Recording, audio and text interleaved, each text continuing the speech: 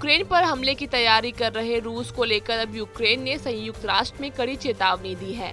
संयुक्त राष्ट्र में यूक्रेन के एम्बेसडर ने कहा, रूस के पास अब दो विकल्प हैं, या तो वो यूक्रेन की सीमाओं से अपने सैनिकों को पीछे हटाकर कूटनीतिक संवाद करे, या फिर अंतर्राष्ट्रीय समुदायों की ओर से गंभीर परिणाम भुगतने को तैयार रहे।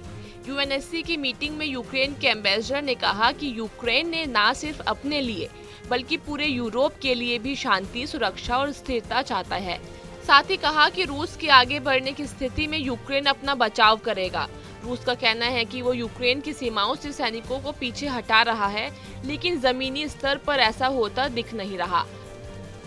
अमेरिकी राष्ट्रपति जो बाइडेन का कहना है कि इस बात के कई संकेत हैं कि रूस अगले कुछ दिनों में यूक्रेन पर हमला कर सकता है।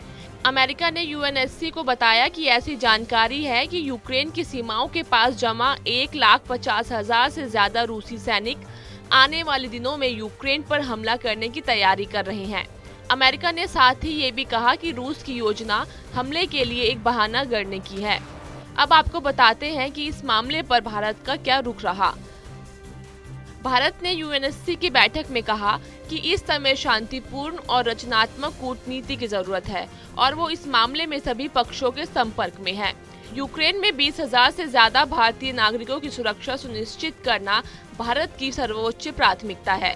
रूस की अध्यक्षता में यूक्रेन के हालात पर हुई यूएनएससी की बैठक में भारत के स्थायी प्रतिनिधि टीएस त्रिमूर्ति ने कहा कि भारत सरकार की रुचि एक ऐसे समाधान खोजने में है जिसके जरिए तनाव में तत्काल कमी लाई जा सके।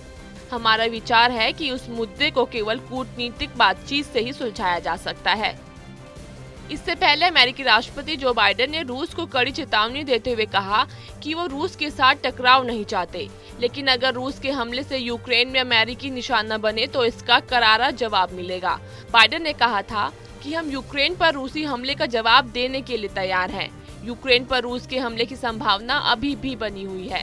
रूस यूक्रेन संकट के बीच अमेरिकी रक्षा सचिव लॉयड जे ऑस्टिन पोलैंड पहुंचे। उन्होंने इस बारे में ट्वीट करके जानकारी दी।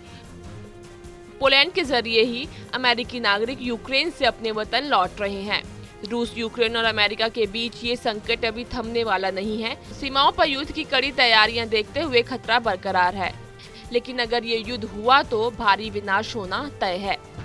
ये वीडियो आपको कैसी लगी कमेंट सेक्शन में जरूर बताएं। देश और दुनिया की खबरों के लिए सब्सक्राइब करें हमारा डिजिटल प्लेटफॉर्म TV9 भारतवर्ष।